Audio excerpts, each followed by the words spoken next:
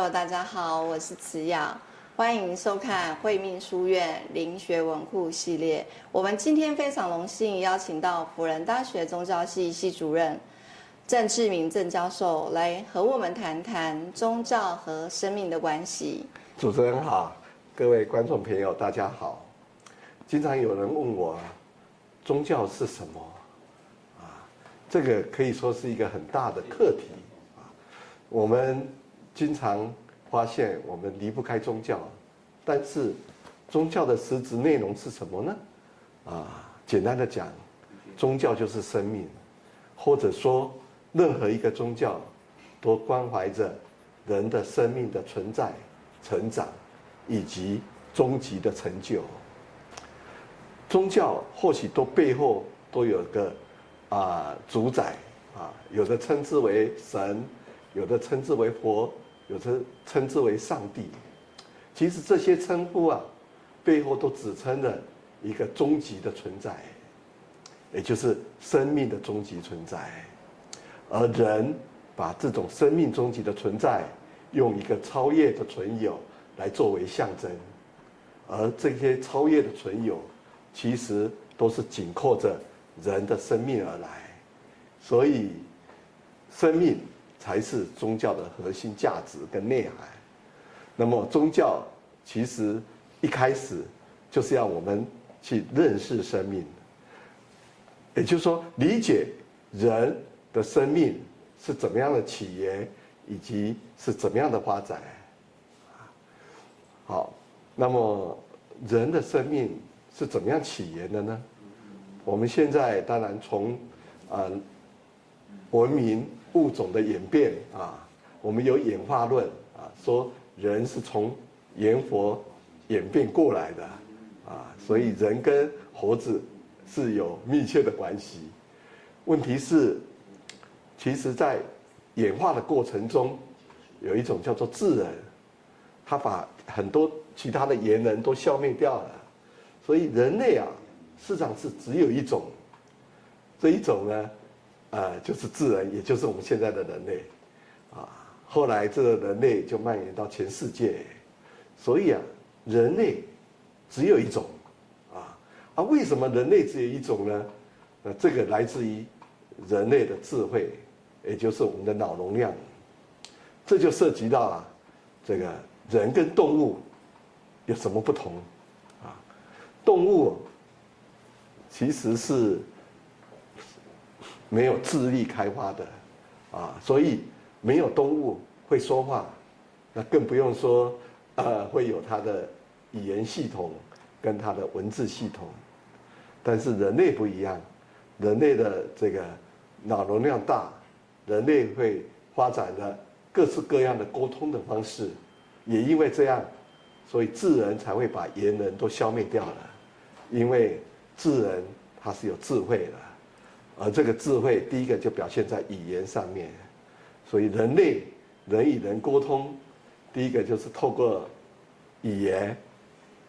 那当然经过漫长的历史，人类发明的文字，当然到现在人类有各式各样的文明，而在地球上的动物，只有人类有这样的能力，而这样的能力是怎么来的呢？或许我们可以这么说，这是上帝创造的。问题是，上帝又怎么来的呢？这个实际上是大家一直想要去追问的，因此在远古时代就有神话来说明神的起源，来说明人的起源来说明宇宙的起源，而这些都是人开始想要去认识生命。好，那么什么是人的生命呢？这个生命大概有两个内容一个就是有形的生命，一个就是无形的生命。那有形的生命呢，就是我们这个肉体那这个肉体是一种很特殊的一种存在这种肉体的存在它使得我们感受到我们存在，当我们感受到我们的存在的时候，我们感受到我们的情绪，而且我们也可以用语言来表达我们的内在的情感。好，因此我们发现，人有感情，有动作，因此有各种生命的特征。好，这个时候人类啊，不只发现了人有生命，还把这种生命的观念扩及到天地万物，认为啊，天地万物啊，跟我们人是一样的，是有感情、有动作，还有各种生命的感受。好，这个时候就意识到啊，有一个很重要的概念，就是天地有灵论啊，也就是天地万物都是有灵的，所以这个世界不是只有人有生命，天地万物也都跟人一样有生命啊，只是这个生命，我们又怎么样去扩充到天地万物之间呢？啊，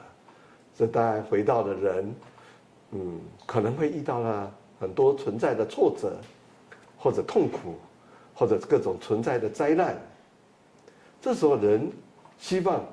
能够跟天地万物在灵性上有所沟通啊。好，这个灵性人意识到了，而且也发现可不可以把这个灵性附在天地万物上，甚至连动物植物也都是有生命的，这就形成了一种幻灵的观念。教授在这里我想要请教您一个问题刚刚教授提到的，就是万物皆有灵。那在万物皆有灵的，在我们在灵学部分我们所谓灵的部分我们大概有哪些种类？我们教授可以简单大概帮我们稍微谈谈吗？这个问题可能还是要从灵的形态来说。当我们意识到我们有灵，当我们意识到天地万物有灵，因此这个时候就变成一种灵性的世界。好，这个时候灵大概可以分成几个种类。第一个就是来自于各种星体的灵性，这个我们就叫天神。第二，来自于大地各种万物的灵性，当然有大地的自然物，还有动物、植物这个我们就可以叫做地灵。还有人，最重要的，人有灵性，而这个灵性呢，可能分两个部分，一个是活着的时候，一个是死的时候，因此就会追问着，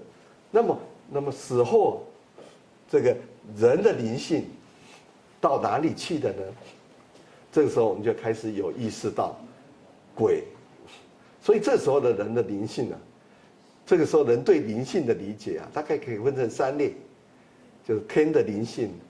地的灵性，还有给人的灵性。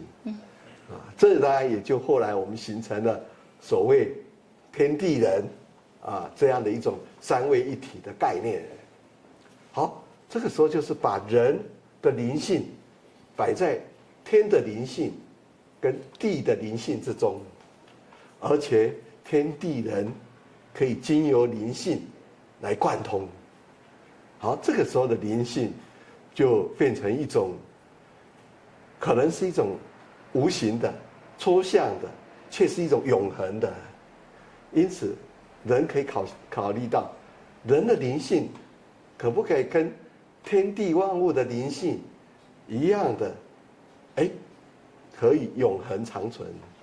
好，这个时候人就开始意识到了，其实所谓的终极，其实就是灵性的终极，而灵性的终极，其实也就是天地万物的终极。所以当我们在崇拜天、崇拜地的灵性的时候，其实我们更关怀的是人的灵性，而且也更关怀的人的灵性从哪里来，而将归向何处。这个问题呢，主要就来自于人面对的死亡。当我们死亡了，这个肉体消失了，但是有没有一个灵性的家乡？有没有一个灵性的永恒的归属？那这个人就意识到了。好，意识到这个灵的存在的时候，我们就暂停一下，因为这后面有2种发展，一个是科学的发展，一个是宗教神话的发展。教授，我想请问您哦，在我们人啊，刚刚有提到灵性啊，生命的终极。那所谓的终极，它所指的是一个什么样的概念？好，我们从2个层次来讲。第一个，刚才讲到科学啊，我们今天也是一个科学的时代啊，我们有很多伟大的科学家，他们也一直在追问着宇宙的起源以及人类生命的起源，这个是科学性的解释。另外一个就是我们古老的宗教，当人类发明的语言，也开始追问着这种终极的课题，那就是神话的解释。那我们先从科学的解释来说，科学家认为现在的宇宙可能有一个宇宙的大爆炸也就是说，宇宙在大爆炸之前，它可能是一个黑洞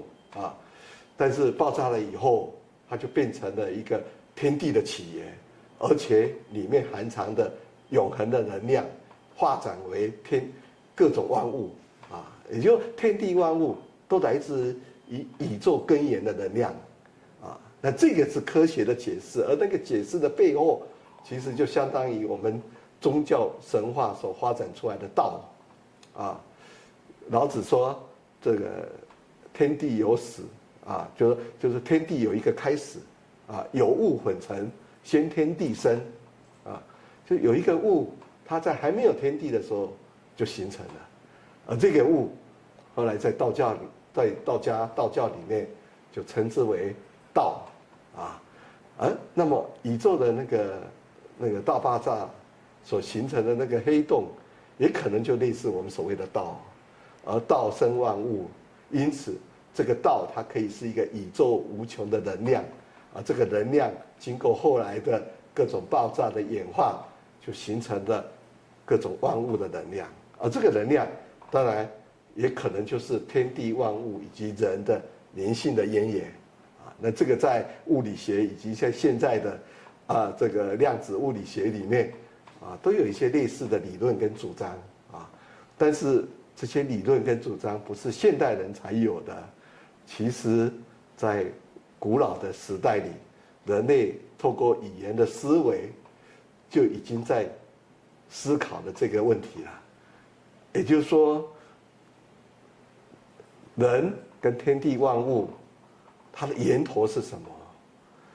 那这个就涉及到天地的源头。那天地的源头这个就是所谓的创世神话那这个在这个创世神话里面有一个很有名的神话，就是盘古开天辟地那就是由盘古然后把天地撑开来，然后盘古死后他的身体就化生万物这个神话当然是我们古老的神话，但是也解释了宇宙的起源跟人类的起源。另外还有一个神话，就是女娲神话。女娲神话呢，它就是说明女娲很无聊，然后就先用泥巴去捏了人，后来发现这太辛苦了，他就用那个绳子从泥巴里面抛出了很多很多的人这也是神造人的这种神话。但是神话里面还是在追问，人是神创造的，那么神是谁创造的？这个问题当然也是各个宗教必然要去解决的问题。但是这个问题呢，可能就可以分成了2种不同的宗教意识形态。一种呢就是西方的一神论他强调那个上帝在还没有天地他就存在了，而上帝创造的万物，天地万物，上帝创造的人，所以一切都是上帝创造的，而上帝是一切生命的本源。这样的宗教呢，我们称之为叫神本论的宗教，就是以神为本核心的宗教。但是我们东方文化的神话，他的说法就不一样了。佛教他讲人人都可以成佛，道教讲人人都可以成仙，儒家讲人人都可以成圣成贤。因此，那个超越的终极是透过人的生命来完成的。所以，从东方的文化里面，人就是佛，人就是仙，甚至人也就可以是天，就可以是上帝。这样的说法实际上在说明的，人跟天地万物都来自于同一个本源，而这个同一个本源就是人跟万物最高的终极的存在。教授，我想要请问你哦，就是在老师刚刚所讲的啊，在科学和神话之间啊，这有什么差异性吗？好，人类的文明大概可以分2个阶段，一个就是神话的阶段，一个就是科学的阶段。神话的阶段是人透过的语言去进行对天地万物、宇宙起源的一种浪漫的想象，而发展出神话。那科学呢，当然也是人经过的各种的物质实验种种，而慢慢形成了各种解释宇宙万物的这种文字或者是科学的知识所以所谓的科学，它是可以经由检验的。不过，当我们在去谈到这个宇宙的起源的时候，它背后还是都是一些理论。当然，这些理论要经过验证、经过实验，然后去证实这个理论。但是有很多的东西，尤其像这种宇宙起源的问题，它往往还是理论比较强，而是否能够经得起这个实验或者去证明，那可能都要花很长的时间所以在科学对于宇宙的根源，现在目前也大部分都是一种理论或者是一种推论。好，那么同样的，早期人类的神话，应该也是早期人类透过他生命的各种经验跟领悟，然后透过他用语言的方式来表述他对他领悟而来的这些各种领域各种神圣的内涵的一种反思跟探讨好，因此人透过浪漫的想象所开发出来的有关神的世界或者神的故事或者各种神的起源，虽然也无法透过科学来检验，但是我们也不能说它就是虚假的，因为它有着思想的真实，而这个真实来自于人类的思维的言行跟模式，而这个思维其实我们也会发现到，早期人类的一些思维也带有着跟现代科学相同的一些性质，那就是追求人生命存在的一些永恒的问题，或者说追溯到生命的一些根源性的存有。好，比如说讲这个宇宙的起源，讲天神地神，主要还是要在讲人生命的起源。而人跟天地是相同还是不同的呢？还是人可以透过跟天地相同的性，去找到人存有之性呢？这就是后来儒家讲的，我们从天道地道讲到的人道。那我们不只是要立天之道、立地之道，我们同样的要懂得立人之道。好，这个时候就人与天地之中背后就有一个相通的一些因素在了。好，这个因素后来在哲学的发展里面就提出了道的概念。好，那道就有天道、地道、人道。那么天地有道，人有道。好，那么人的道跟天地的道是不是一样的？这就是一个很有冲击性的一种思考。教授，那您刚刚所讲的这天地人之间那我们人跟天地之间，我们有有什么样的方式可以取得到一个连结吗？好，这就是我接着要讲的好，天道是什么？我们可以看到天上有日夜，生活中有风雨雷电那么我们就可以发现到，就是说宇宙中事实上有存在的一定的运行的规律跟法则至少每天太阳都从东边出来这个规则是不能破坏的，而这个规则是长久的。那么同样的，大地也有规则，而大地的规则事实上是顺应着天的规则。比如说一年有春夏秋冬，那么大地就可能有着各种气候的变迁跟流转，但是这种气候的变迁流转就跟万物的生长有关。民以食为天所以我们必须要有万物的生长来辅助人生命的存在。所以地有地道好，接着追问，那么人活在天地之间呢？人应该怎么样的生活才能够找到一个最好的生存方式呢？好，这就是一种，这你可以说是一种宇宙论，同时这也是一种生命论。而生命的存在是寄托在宇宙的存在，只是那生命的价值在哪里呢？那我们可以讲，天地有能量，宇宙也有人也有能量。那么人的能量是不是就相应于天地的能量？那么天地的能量跟人的能量是不是就等同了呢？这就是回到我们原来讲的灵的问题了。刚才我们提到万物有灵，是那万物有灵就是人有灵，天地万物有灵，而在这个灵上面，把人跟天地万物都等同了，所以这个灵就变成了我们终极生命的追求而这种终极生命的追求，我们除了人以外，我们就可以转化成各种最高的终极的价值实体。佛教称为佛，道教称为仙，或者我们民间称为神，西方基督教称为上帝，都是这种生命终极的象征。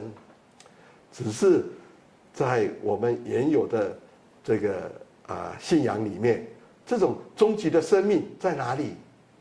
不是在人之外，而是在人之内这就回应我刚才讲的，有神本的宗教，另外有人本的宗教。神本的宗教当然把人附属在神里面，神是最高的超越的存在。那人本的存在就透过灵，把人跟天地万物等同的，而这个灵才是最高的。而这个最高的灵，可以在天地里面，我们可以称之为叫天性或者天命。那也可以在人的生命里面，那就是人性或者人命。而人透过自我生命的追寻，就可以成为宇宙最高的终极的存有。这也就是宗教的所谓的各种修行的观念，就是人可不可以透过自我生命的开发，使人等同于灵，也能使人等同于天地，也能使人等同于天地万物之灵。在灵性的这种生命的体验跟沟通中，一切的存有都相同的。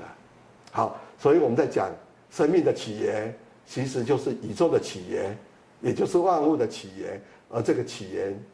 就是灵。只是对这个灵，我们怎么样去领悟体会，而后来发展出各个宗教，各种透过生命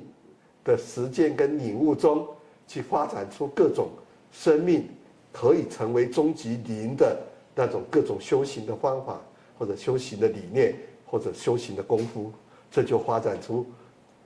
内容非常丰富的灵学。所以我们要讲灵学，其实讲的不是灵，讲的是人的生命之学。是教授，因为今天时间有限呢，我们非常谢谢欢迎郑教授来和我们分享啊，来和我们讨论啊，宗教和生命的起源。